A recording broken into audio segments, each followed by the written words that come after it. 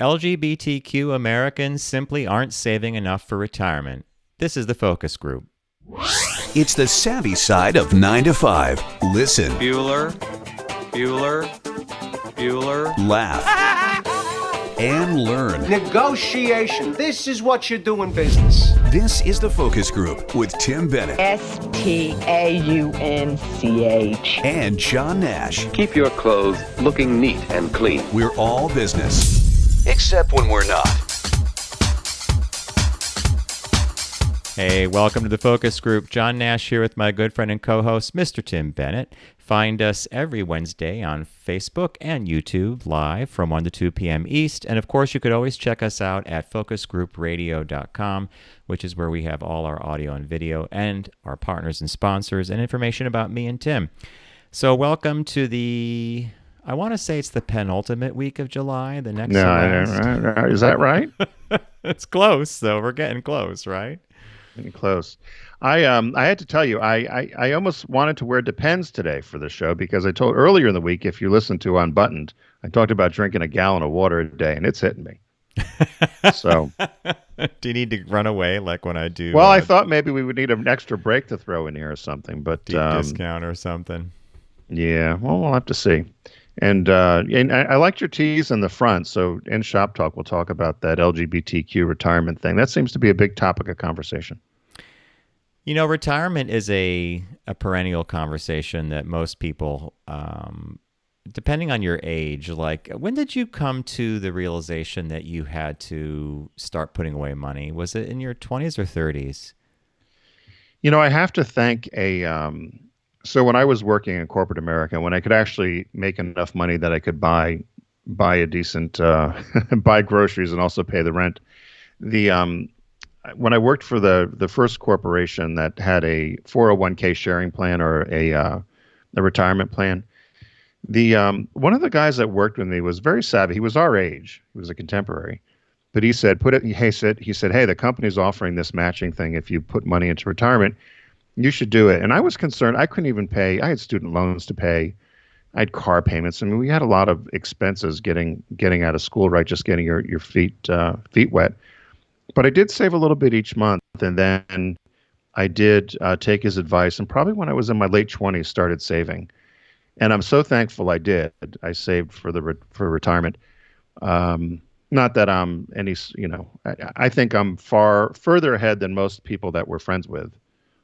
Just because I started so young, but it's I tell my nieces, I tell everybody, if you can, even if it's $25 a week, $20 a week, $5 a week, save something and put it into retirement. We talked about this on a couple shows ago, the 9 rules of like 9 financial tips that this father gave his daughter or his kid. I wasn't sure if it was a son or a daughter, but one of them was save, because when you have savings, you can get through a bad patch, you can have a car repair if something happens with the house. I mean, so that's one level. Then you throw on top of that the idea of saving for retirement, which is a little diffuse when you're in your 20s, and even in your 30s, you're like, I'm not going to need that till I'm in my 60s or 70s, and suddenly you got plenty of time. Suddenly, you're in your 60s or 70s, right?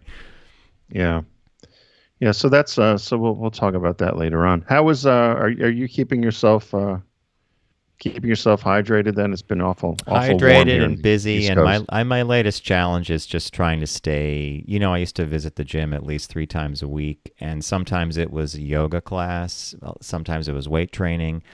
And the challenge is, how do you replace that? You could invent a program for yourself. You could do push-ups. I think I told you I bought a kettlebell. My old trainer said you need one, and here's the weight, and here's what you got to do. But you got to do it. You just got to do it. You got to set it up. It just feels different to me to do it on the back porch or the patio. I'm like, okay, I'm doing my exercises, but I really should be in a gym surrounded by other people inspiring me. God bless you, Mr. Nash.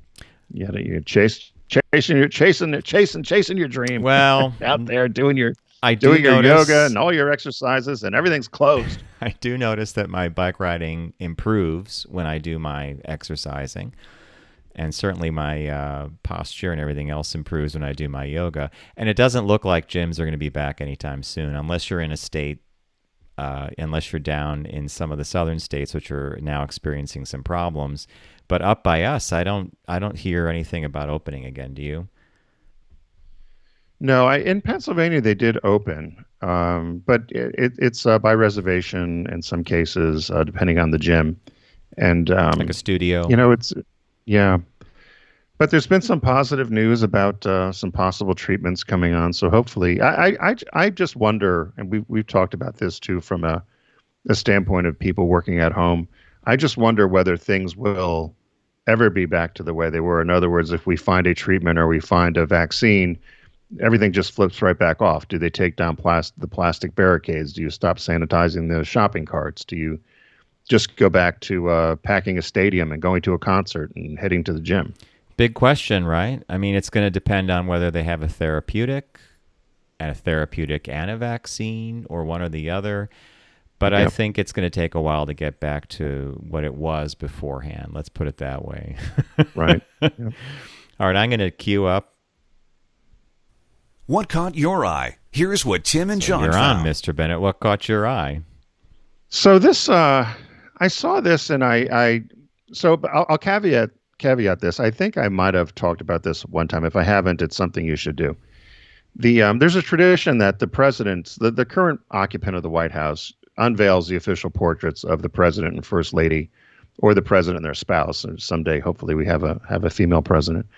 But and so it's one of the few things that is very nonpartisan and just makes you feel good about being an American. And if you want to watch two people that were diametrically opposed politically, but watch the Obama, Michelle and Barack Obama, unveil the portraits for the Bush family, for George and Laura Bush, and the families are there. And it really makes you feel very good about the country. Unfortunately, number 45, the current occupant of the White House, is not going to have a formal unveiling for the Obamas, which breaks precedent of a long line of this sort of thing that happens. There's also a tradition in the White House that the portraits of the most recent American presidents are given the most prominent placement in the White House. So they're in the executive mansion. It's visible to guests during all the official events. And they said even most recently when Trump had the president of Mexico in, the pictures of Bill Clinton and George W. were right behind him. And I guess they said, this was early July, that President Trump didn't necessarily like that. So he decided to move the portraits of Bill Clinton and George W. Bush, and he put them in what's essentially a room that they're using to store tablecloths and overflow storage in the White House. And nobody can figure out, everybody just knows that he has particularly John Bolton's new book that came out saying that he really despises the Clintons and the Bushes. But the fact that he's moved their portraits now to a place where nobody will see them, because here's another thing, if you dig deeper into it, is it a coincidence? The room they were moved into was a room that Michelle Obama had redone over. And it was put on the tour once the Obamas were living in the White House. And she had actually added some contemporary art and added some also modern art, and the very first African-American artist, female artist, artworks in there as well.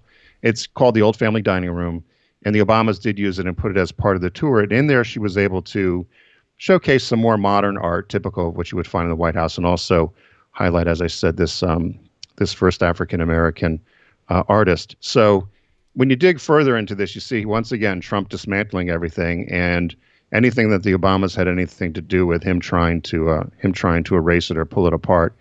And I just thought it was so petty and so small for him to do such a thing. And, you know, as the story goes on and on, they said they replaced Clinton and Bush with Roosevelt and McKinley, two Republicans from 100 years ago. And many people just think it was very petty and ridiculous and are just kind of scratching their heads about it. But then when it even went so far as to close the room that Michelle Obama had remodeled, and with private funds raised, by the way, and close that room off, you just see how petty and small he is. I just thought it was kind of a sad commentary. Well, it's those three chief executives represent 24 years of history. And you're just putting them into a spare dining room. It's, hey, There's nothing that surprises me, and it should not surprise anybody. And, someday the ship will get righted, I hope. Yeah. It's just crazy, right? Yeah. I mean, so that caught my eye. They showed the picture, and it actually said in the Bushes and the Clintons were they showed the two portraits of the two presidents, and they were looking for commentary. They didn't give any, but and the White House hasn't commented on it either. But all the reporters certainly have noticed it. So yeah, because they we'll used see. to It's hang just right in it's like the just another central one of hallway those. or something, right? What was one of the first things you saw was the most recent people. What a shame. Right. And that's been tradition. It's always been that way. It's kind of they move down the line, right? It's whoever's next, and the portraits move down the line. But he's once again broke with tradition, which in this case I think was kind of sad. I agree.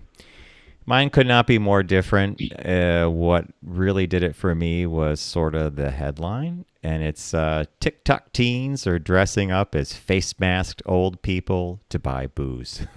How could you resist the headline, right? So what's happening is with the mask requirements in many states and municipalities, people are taking advantage of it, notably kids. And according to the New York Post, several recent TikToks, the video app, have been presumably underage teens giving themselves old age makeovers, putting on wigs or scarves, and wearing face masks so they looked old enough to buy alcohol and possibly old enough to get the senior discount at Wendy's, although no one's tried that. In a now private video, which was public before, one user went all in on being elderly and used a walker, my favorite part, complete with grandma-approved tennis balls on the legs. Talk about careful observation. When she went into a California store to buy booze, the cashier, she wrote, was worried she wouldn't be able to carry the bottles herself. Since everyone is wearing a face masks, all underage shoppers have to do is nail the rejected golden girl on the top half of their faces. The current face covering requirements really lower the barrier to entry for this one. Several years ago, however, a YouTuber disguised himself as an old man so he could score a bottle of flavored Svedka. But his prank involved a $575 composite effects codger mask. So he actually went out of his way to buy like a prosthetic and do makeup and everything to get in and get the bottle. Some locations are aware of how face masks can be used to skirt or just run right through ID requirements, and so now requiring people to show ID and or pull the mask down and say, are you really that old? I just think it's kind of crazy, right? Well, I was wondering about that because you could, if you went in there with a ball cap on or some sort of headdress or head cap or stocking cap, and you had sunglasses on or glasses on, and then the face mask, I could see where you could probably pass as being a different age. And then, so if you did wear some sort of other makeup or mask, you could probably get away with it. It's an awful lot to go through to get a bottle of booze, isn't it? Well, yes, but remember being high school that age. Yeah. You're at that zone. Well, back when we were younger, I mean, what was legal age? Was 18? 18 in Connecticut. It's changed a lot since then, right? Some states are 20, 21. You and I didn't really drink, and I remember I looked older. I looked older than some of the other kids, and the kids that did used to always try to get me to go buy them booze, and I only did it once. And I did it for Matt Donovan, and I forget who the other guy's name was. They sent me in to go get them a 6-pack. Ooh, so think about it, beer. I went in and got it. Yeah, the first time I ever had a drink was peppermint schnapps. I don't think I will ever want to have that again. It was like, ugh. Did you ever have that? The flavored schnapps? Like Lavoris. Yeah. Or something, some sort of mouthwash on ice. I saw the cutest picture as a sidebar talking about, all this makeup and masks and stuff and breathing and difficulty breathing. Somebody had posted a picture, one of our listeners, and they had all these kids lined up. It was from the 60s or 70s. All these kids lined up in their Halloween costumes with the plastic masks. And you remember as a kid, I don't know how tough it was to breathe with those because only the little hole for the mouth and the eyes, and they were showing that little slit for the mouth, or the Flintstones, right? Scooby-Doo. They were showing all these kids in their old Halloween costumes, and they said, "You think you're having trouble breathing? Remember these?" Which I thought was. I do remember that. I remember between houses, you'd lift the mask up, and it was that cheap elastic. It would often snap sometimes, and then sometimes by the end of the night, you just held the mask in front of you, and then all the parents at that point were like, "Just take the candy. You're doing great. Yeah, take take the candy, mask off." All right, I think it's time for...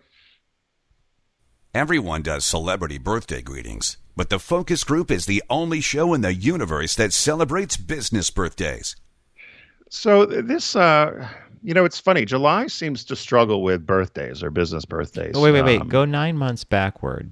What's going on? Because that's July babies. So this would be the 7th. Would it be Thanksgiving? It would be early November. Yeah, I guess people don't. Well, who knows? It's just a thought. Yeah, it's funny to know what went on around then, because there's sometimes we've got an embarrassment of riches for business birthdays, but the last 2 or 3 weeks in July have been a little tough. This one I found though, guy's name is Ely Culbertson, or Ely Culbertson, born July 22nd, 1891. He died at 64 years old in 1955. He was an American contract bridge entrepreneur and personality, very dominant during the 30s. He played a major role in the popularization of bridge games, and was widely regarded as the man who made contract bridge. He also wrote a number of books. He was a great showman. They said he became rich, and this is how he earned his living. He had a very rich and extravagant life, and lost and gained fortune several times over by just gambling and doing these bridge tournaments. He was born in Romania to an American mining engineer. He attended the Sorbonne in Paris. They said he had a great facility for languages. He spoke Russian, English, French, German, Czech, and Spanish fluently. Whoa. Russian, English, French, German, Czech, and Spanish. He spoke fluently. Six languages. Right. He had a reading knowledge of an additional 5. Jeez. And he also had knowledge of Latin and classical Greek. And they said, despite of him having a great education, he really wasn't, and I had to look this up, you probably know what it means, an autodidact. You know what that is? I think that just... I know you're a pretty good SAT guy. I think that means like almost photographic memory, or he was a really great student or something, but... We said he was self-taught. Yeah. That despite having a great education, he really taught himself a lot of these languages. So I just thought that's a pretty aggressive to know that many languages and be competent in another 7. And to read another 5 or whatever. Yeah. That's amazing. Yeah. So when he lived in Paris and for 4 years after the Russian Revolution, they said that in 1921 he moved to the United States and he earned his living from winnings at bridge and poker. And to me, bridge has always fascinated me, and that's kind of why I pulled this. It goes on and on about the different types of bridge. I know nothing about bridge, but apparently in the 20s and 30s, 40s, bridge was a huge thing. And if you watch some of the old sitcoms, they're always getting together for bridge. I Love Lucy, they're going to play bridge. Well, bridge is a pairs game. It's very points based, and you have to keep track of all the face and numbers, right? Like there is a lot of thought that goes into playing bridge. Am I right? Is there strategy too? Oh yeah, no, it's thought, strategy, skill. I've never played. Have you ever played it or tried to play it? I'm showing the picture now that you provided of the book that he did for Penguin, Contract Bridge. And I guess there's a picture of him getting ready to set sail on a voyage, and that's his wife with him. Yeah, he was married and then he divorced. She kept his name. She was also a great bridge player as well. And this is where it got into the weeds. He did contract bridge. She did auction bridge. It's different ways of counting points. And then there's rubbers and other things that are terminology that the bridge players have. But I had a lot of friends in college. My grandparents always played different types of card games, and we would visit them in Canada. We'd play with them. And I had a lot of friends in college that played different sorts of card games. I never really got involved. They used to play something called euchre. Yeah, I've heard of that. Yeah, I'm with you. Backgammon, chess, a couple other games, but the card stuff, nah, I kind of didn't. I took a pass. So aside from him, and then kind of a sidebar, aside from him having being such a prolific bridge player and known for that, he owned the very first firm of playing card manufacturers to develop the plastic cards, the cards that had the coating on them. Mm-hmm. And he also developed and owned a chain of bridge schools where it would teach people to be qualified to have bridge tournaments. Can you imagine now? That's right up there with the typewriter store now, right? Going to go out of business. And he wrote a book. One of the last things he did is he wrote a book, which I thought would be interesting to read now. It was written in 1943, It was called "We Must Fight Russia." I'm sorry, 1947. "We Must Fight Russia," and it was about all of his knowledge of Russia and world peace and how Russia was a problem. So here we are. That was 1947. It's still apparently a problem. So Right? on the heels of the successful conclusion of World War II for the Allies, he was actually advocating go after Russia. Go after Now, Russia. Yeah. Isn't that an interesting he talked political position to take, knowing what we now know? Right. Yeah. Well, what happened was he lost the last tournament he played. He lost in 1938, and he was done. He never played again because he used to win everything. And the first time he lost a major tournament, he didn't play again. He wrote 2 books, one called Total Peace, which was published in 1943, and the other one, We Must Fight Russia, in 47. I thought it'd be interesting to at least see what that said. I bet it would probably shine some light on a lot of things. So, I wonder if happy birthday to Ely Culbertson. It's a great birthday, and I wonder if you could find a copy of it, would you read it? We Must Fight Russia. I'd probably skim through it. It'd be interesting to see what he said. I mean, a lot of things, history tends to repeat itself. Oh, right? He'd probably look for and give you specific reasons why, as a democracy, we should have done that at the end of World War II. He's not the only one. Wasn't it like a couple of generals? Patton may even have been one of them. It's like, okay, let's push through because these folks. Yeah. We took care of Germany and Japan. Now let's I know Russia was on your side for a while, but let's take care of it. Yeah, no, that was advocated, right? Oh yeah, that came up a lot. Excellent business birthday. All right, as many of you know, Deep Discount is a partner of ours here on the Focus Group, and we would like to have you go to their site by visiting ours. You go to focusgroupradio.com, click on the Deep Discount logo, which is Sharky, and start your deep discount shopping. This week, let's see what we got here. We have the sale, which is Women on Screen. And Tim and I could not pick vastly different movies. Oh my God, Tim, I love what you picked, by the way. So if you go to Deep Discount, go to focusgroupradio.com, click on the Deep Discount logo. You might want to check out their sale, Women on Screen. So what did you pick? So right on the front page, I love a cult movie, and you and Bob actually turned me on to a couple of cult movies, one being Faster Pussycat Kill Kill, and the other one being Grey Gardens, and which are both cult movies which revolve around these strong females, right?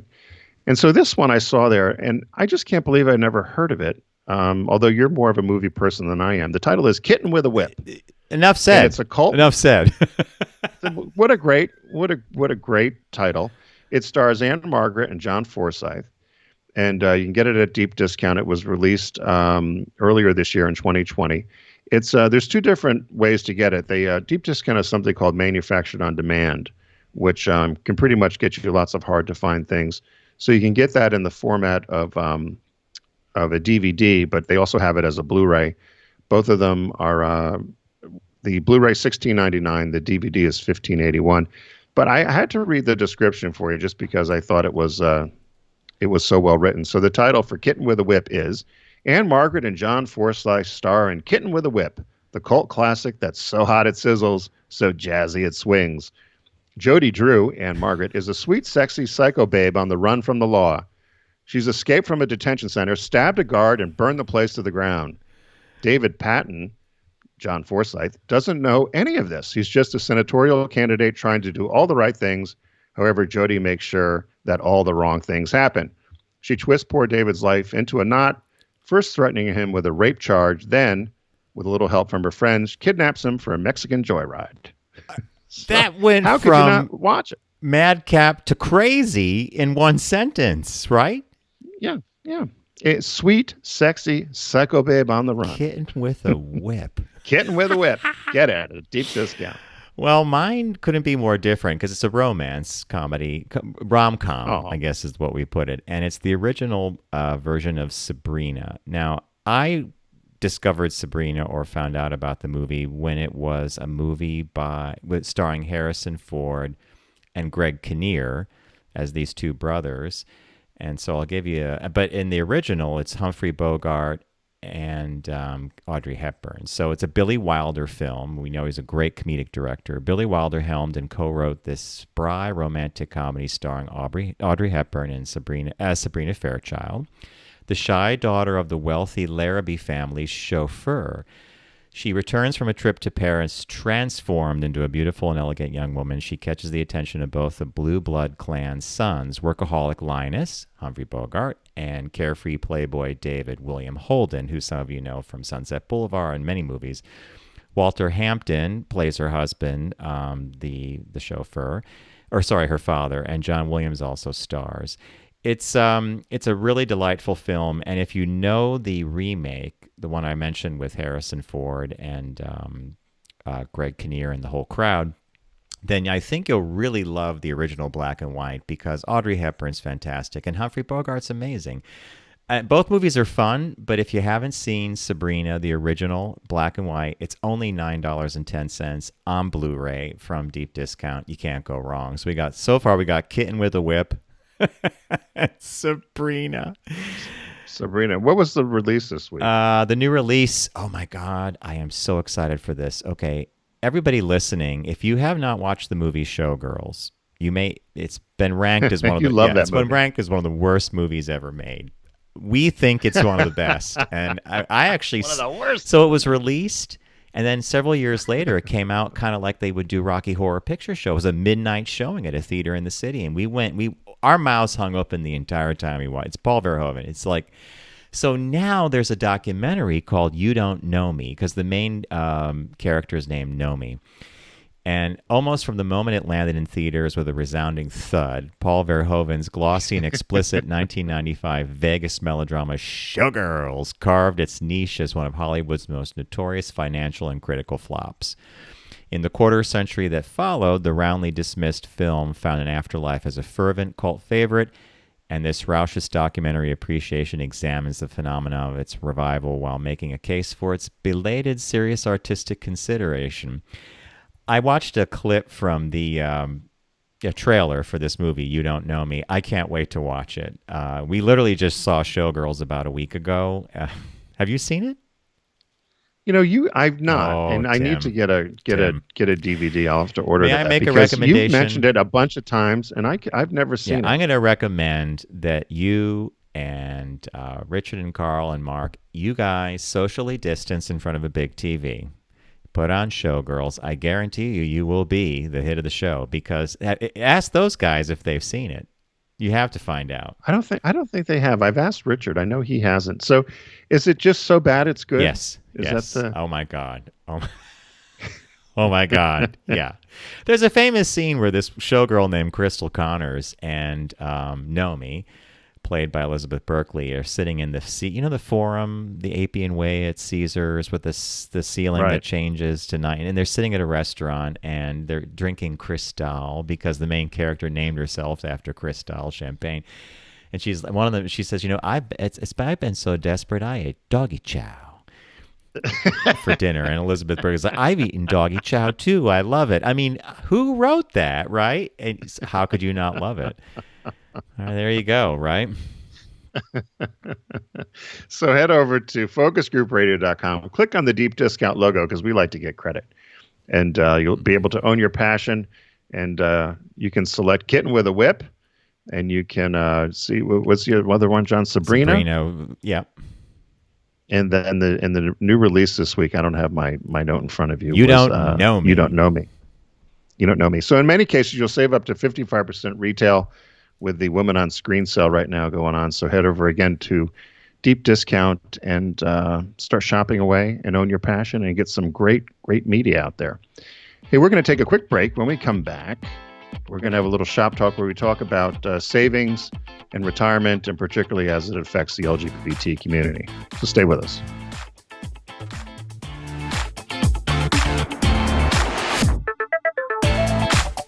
You're listening to The Focus Group with Tim and John.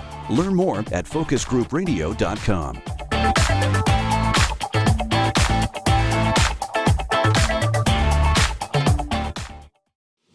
Focus on the savvy side of 9 to 5 with The Focus Group. Try, really try. Listen, laugh, and learn with Tim and John. I never try anything. I just do it. I'm still getting the hang of this. I think I turned myself down, then I turned it back up. But what I was saying before was that last clip came from Fast Pussycat Kill Kill, another classic women on film that you have to see. All right, so at the top of the show, we teased an article that we both came across, and the headline reads, LGBTQ American savings are simply smaller due to discrimination. So it was an interesting look at where many LGBTQ Americans are in the stream of things, depending on their age and when they might have started to save. But the article also looked at some systemic barriers that might have prevented some in the community from actually putting together an adequate retirement plan. I think this is a trigger for a broader conversation like we started at the top of the hour, though, which is this idea of saving for this elusive thing down the road. And in many cases with the LGBTQ community, many people are single. And if they have been together, they may not commingle their finances. And marriage was only an option up the last 4 or 5 years. And that was one of the huge things about that decision was the ability to shield and to protect assets the way a married couple does legally, from the tax perspective.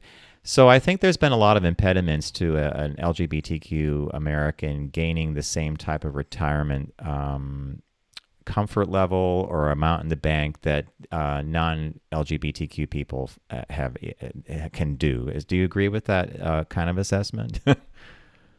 Yeah, I do. The one issue I had about this is that the story seemed to wander in a couple places, but they talked about discrimination. They talked about how people may be treated differently or earnings may have been handled differently, particularly with an older LGBTQ population that didn't necessarily either get a chance to age or didn't age publicly.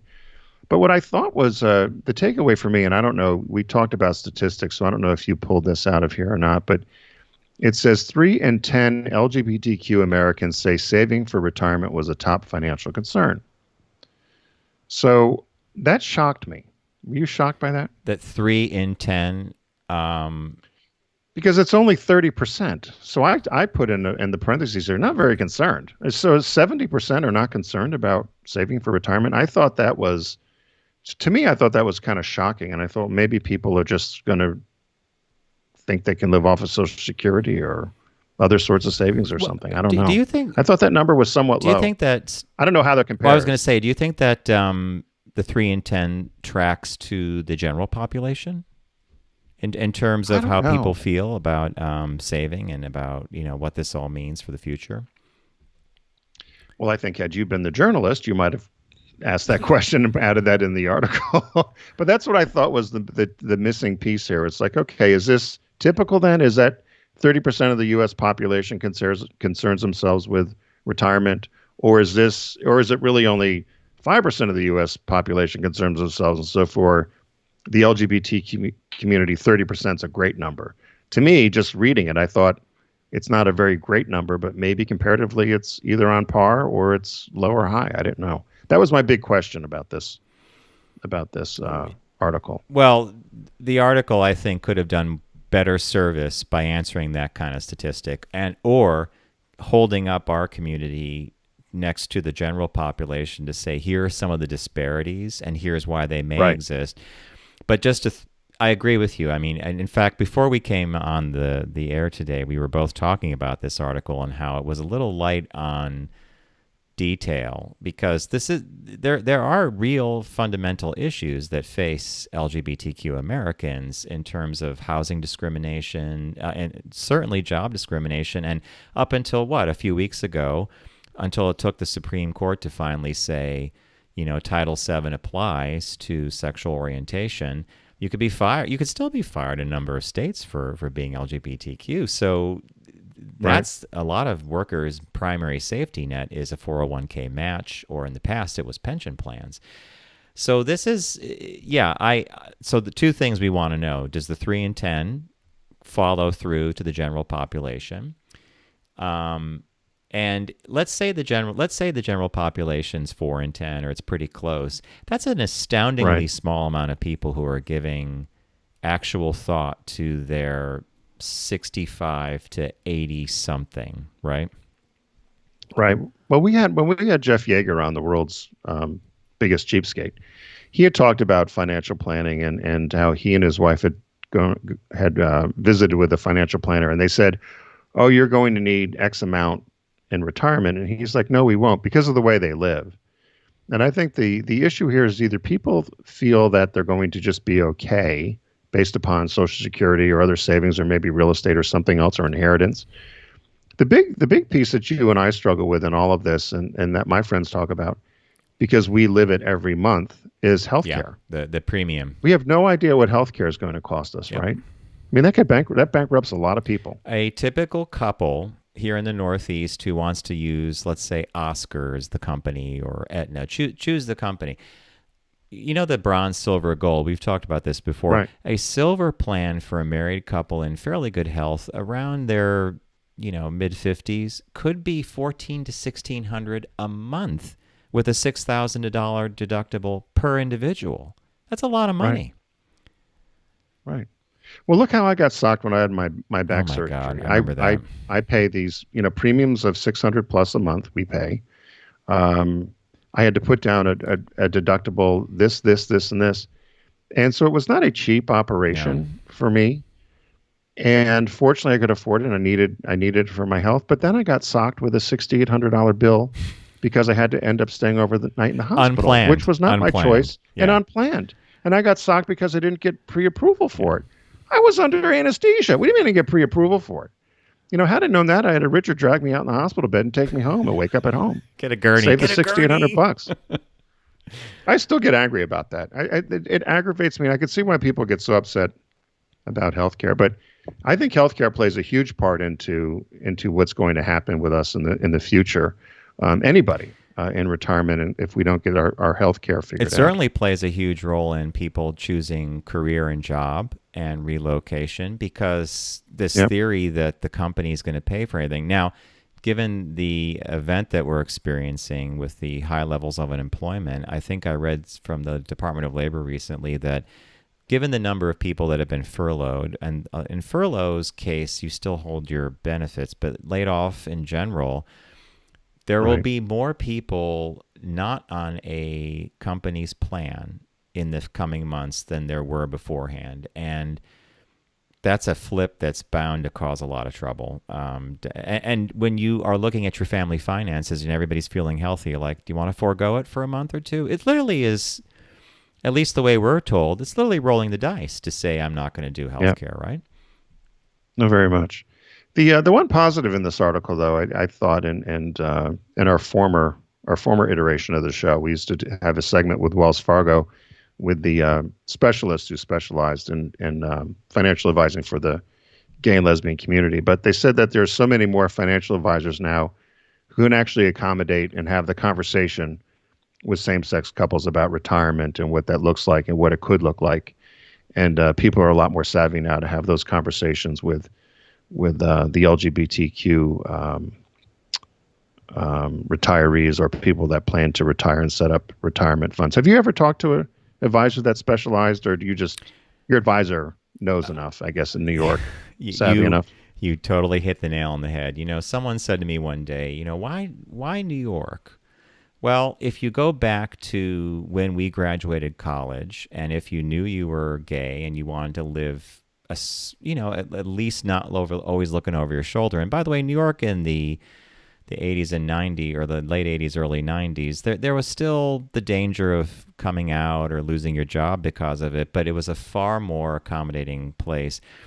And I never hesitated when we met with our first financial, or actually the guy we're still using, to basically say, here's the deal. And he never even blinked. He's like, okay, you have special needs because you can't get married. We're going to set things up this way. You got to do this, this, and this to protect each of yourselves in case something happens. So there was a higher level of sophistication in dealing with LGBTQ couples. Right. I can't imagine if you're in some other part of the country that might not have been the same. But nowadays, I think there's a lot more sensitivity and a lot more training that banks do for that, right? Yeah, very much so. And just even if you were just a couple that wasn't married, but you wanted to plan and you were going to retire together, as you know, there's a whole different level of conversation that needs to take place and protections, because even before you and Bob got married, you had to legally have a number of things drawn up so that you were both protected, right? Yep. Which went out the door when you're married, because it's just under the thing of marriage, right?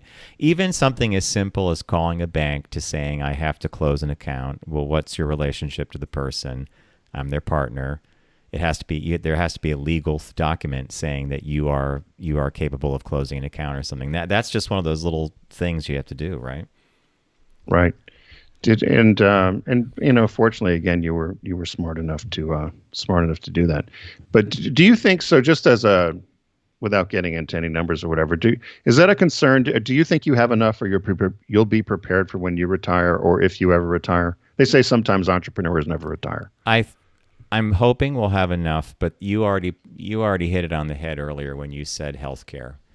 That's, even my advisor says they're no longer even trying to project what those costs are. It's a big moving target, and as the population ages, there's going to be more healthcare necessities. Yeah, so I'm hoping that we have enough. I'm pretty sure we do when I compare the numbers to the rest of America. You've done that. You've looked at the average retirement savings for most Americans. It's like $64,000 or $36,000. It's something that just like, whoa, how long do you think that's going to last?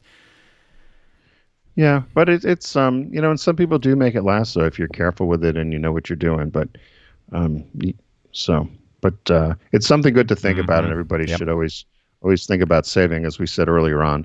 Even if it's a few bucks a month or a few bucks a year, put it toward retirement. It's going to be helpful. So, hey, we want to thank you all for joining us here this week on the Focus Group. Be sure to go to focusgroupradio.com. You could find all of our media there, both in audio and broadcast format. We want to thank our friends at Deep Discount. Head over to Focus Group Radio as well and click on the Deep Discount logo. Right now, there's a woman on screen sale going on. I picked Kitten with a Whip. John picked Sabrina. And the new release this week is You Don't Know Me. We hope everyone is having a great summer. They're staying cool. And remember, if you're out there driving, don't text and drive. Arrive alive. And we'll see you next week.